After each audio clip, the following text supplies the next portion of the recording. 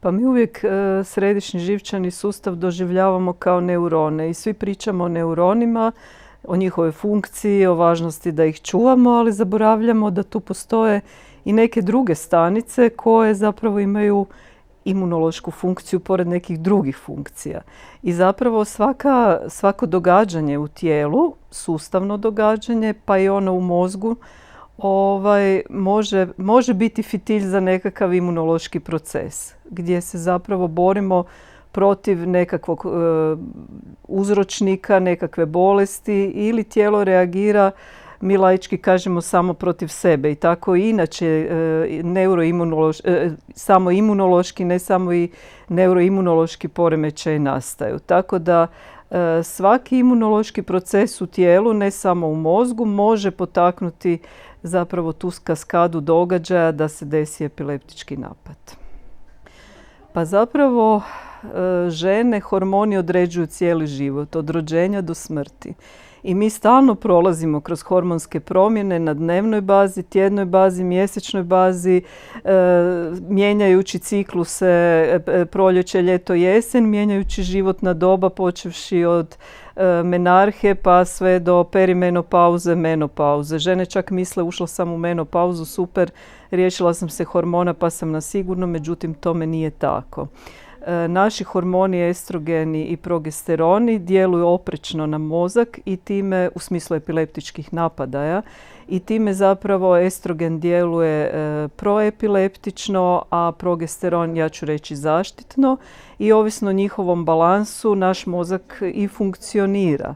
Kad dođe do disbalansa tih hormona, onda zapravo može doći do epileptičkog napada. Vrlo često će nam se epileptični napadi javljati kod menarhe, znači kod ulaska u pubertet. Biće nestabilni tijekom puberteta, adolescencije, to je za očekivati. Onda, kažemo, u nekakvoj toj srednjoj životnoj dobi se malo primire, međutim vrlo osjetljivo razdoblje je trudnoća, upravo zbog naglih porasta i padova hormona, a onda naravno i perimenopauza na koju ne smijemo zaboraviti kao pojavu, i sama menopauza nose opet poremećaj tih hormona, promjenu naglu tih hormona i samu mogućnost za epileptične napade. Tako da zapravo pristup ženi treba tijekom cijelog njezinog života biti individualan i sukladno pojavnosti njezinih napada vezanih, dakle mogu biti vezani uz sam menstrualni ciklus ili uz sve ovo što sam ranije nabrojala, pristupiti onda i terapiji. Pa sam napada je pacijentu najmanji problem zato što se naš bolesnik tog napada najčešće ne sjeća. Međutim, epileptični napadi, bilo da su oni mali, tipa zagledavanja, bilo da su nekakvi nevoljni pokreti ili samo onaj gubitak svijesti, mi kažemo veliki napad koji se najčešće u populaciji doživljava kao epilepsija, gdje taj čovjek padne na pod, trese se, ide slina, ugrize se za jezik, djeluje stvarno dramatično. I okolina zazire od takvih napada, ljudi se prepadnu, neugodno im je, ne znaju što bi poduzeli i zapravo to im stvara nelagodu i izbjegavaju ljude koji imaju napade. I zaista naši bolesnici su stigmatizirani, izolirani su i u društvu, znaju imati vrlo često i bračnih problema jer partner to ne može jednostavno podnijeti, ne može tolerirati, ne shvaća.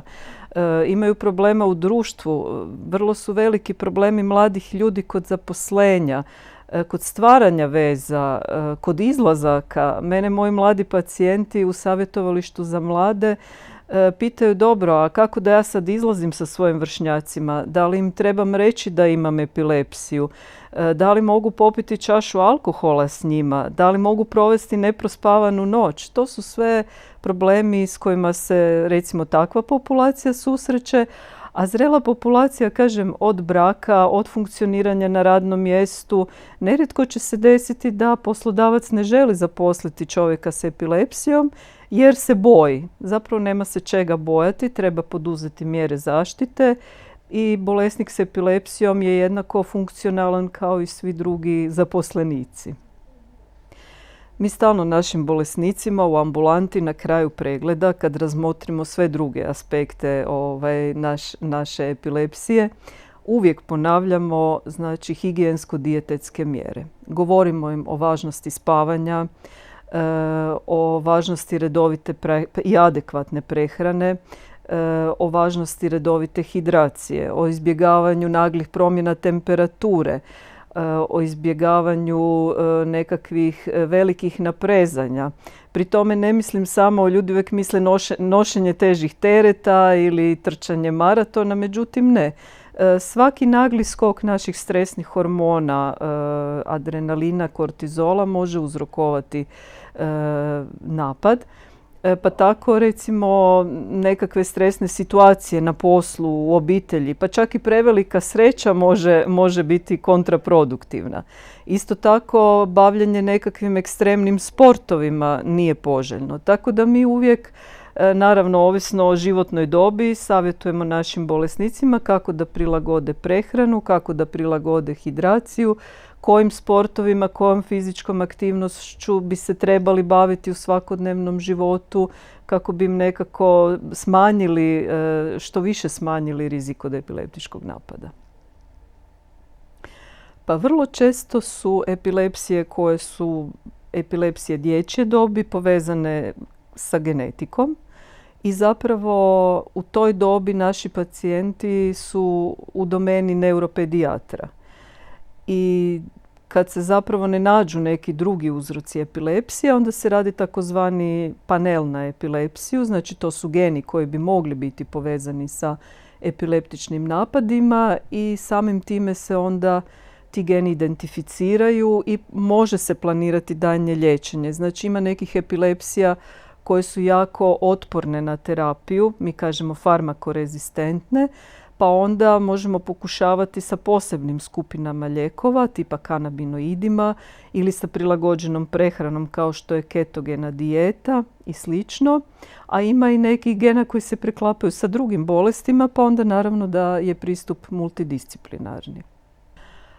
Pa ja duboko vjerujem u tehnologiju i ja vjerujem da će razvojem tehnologije napredovati i hardware i software kojim ćemo mi brže i bolje detektirati izbijanja u mozgu pomoću nekakvih mobilnih uređaja koji će biti prisutni u ovoj javnosti. Ne kažem da ih nema, ali za sada su oni vezani uz zapravo specijalizirane ustanove. Ja se nadam da će to biti nekakvi mali sitni aparatići u obliku slušalica ili sitnih elektrodica koje će se moći ponijeti kući i gdje će naš bolesnik zapravo gdje ćemo ga kao i holtere svih tipa EKG holtera koji naši bolesnici znaju moći nositi u većoj mjeri u javnosti. Isto tako da će se i neuroradiološke pretrage razviti još više, da će se moći to fuzionirati i primijeniti u široj javnosti, ne samo u nekim specijaliziranim centrima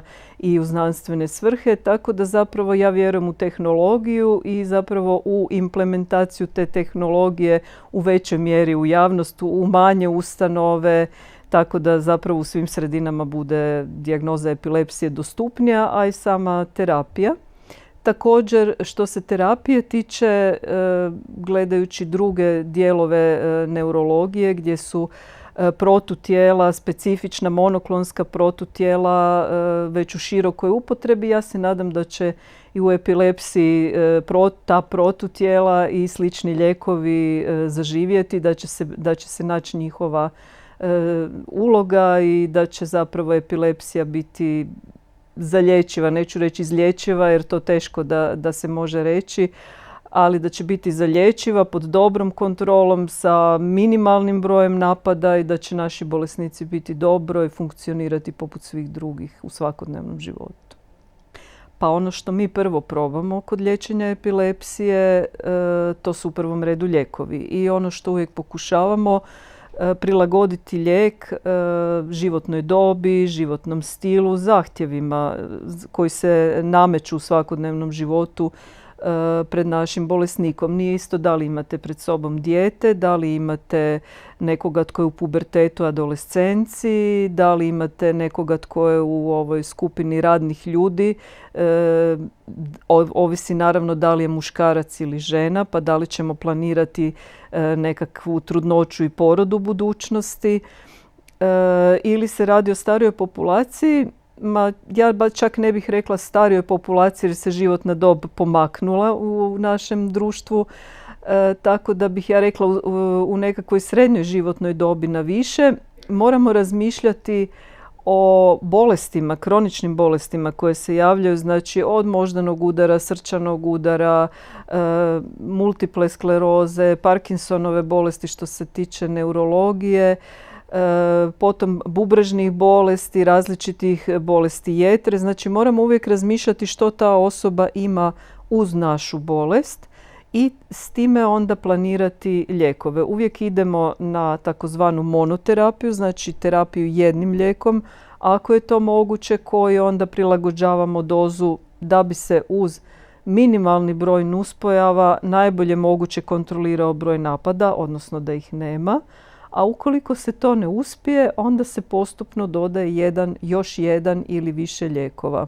Međutim, što mi više lijekova dodajemo, to je veća vjerojatnost da je naša epilepsija, rekla sam ranije, otporna na lijekove ili farmakorezistentna i da zapravo treba vidjeti da li se može liječiti nekim drugim načinima, a to je sljedeći korak zapravo neurokirurgija epilepsije gdje se radi posebna dijagnostika, traže se potencijalna žarišta koja bi se mogla operirati ili se primjenjuje takozvani vagus stimulator. Mi svi znamo za pacemaker srčani, to nam je nešto što je uvriježeno u narodu. Vagus stimulator malo manje pa se svi čude što je to, pa to je, ajmo reći, pacemaker za mozak koji zapravo kontrolira tu nepravilnu aktivnost mozga i može, ne uvijek, ali često može pomoći kad lijekovi ne djeluju. Pa kao što sam rekla, najčešći najpoznatiji oblik epilepsije je veliki napad. Znači čovjek padne, grči se, ide slina na usta, ugrize se za jezik, nekontaktibilan je, to je ono što svi znaju. Međutim, zapravo epileptični napad može biti bilo koja promjena u ponašanju. Znači bilo da se ta osoba čudno ponaša, da je dezorijentirana, da nije u adekvatnom kontaktu riječima, mi kažemo verbalnom kontaktu. Bilo da se zagleda na trenutak. Vrlo često se ta zagledavanja, odnosno mi ih zovemo apsansi, pogotovo kod djece, smatraju smetnjama koncentracije. Međutim, to nije tako. To su isključenja gdje jednostavno se osoba zagleda u jednu točku i bude izvan kontakta. I ona se ne sjeća tog perioda u kojem je bila isključena. Isto tako, to mogu biti trzajevi ekstremiteta jedne strane tijela. Mogu biti nekakva čudni osjet, znači nekakva trnjenja. Kaže čovjek, idu mi trnci kroz ruku pa se šire u nogu, ili recimo u vidu aure koja često prethodi napadu, čudan miris, čudan okus, čudan zvuk. Mogu biti i napadi tipa da imamo osjećaj da smo nešto već vidjeli, da smo nešto već doživjeli. Mogu biti napadi, mi kažemo, patološkog smijeha ili patološkog plača, gdje vam se čovjek smije do iznemoglosti, a zapravo mu ništa nije smiješno, ili plače, a da mu apsolutno ništa nije moglo uzrokovati tugu. I ono što je problem, vrlo često se takvi neobični napadi zamijene sa psihijatrijskim bolestima. Pa onda je tu jako tanka granica i treba biti vrlo vješt da bi se zapravo razaznalo o čemu se radi. I tu nam je zlatni standard, takozvana metoda video EEG monitoringa, gdje je naš bolesnik prikopčan na snimanje EEG-a, snima ga kamera i mi gledamo zapravo u tijeku tih simptoma koje on javlja, da li postoje izbijanja koja možemo s njima povezati.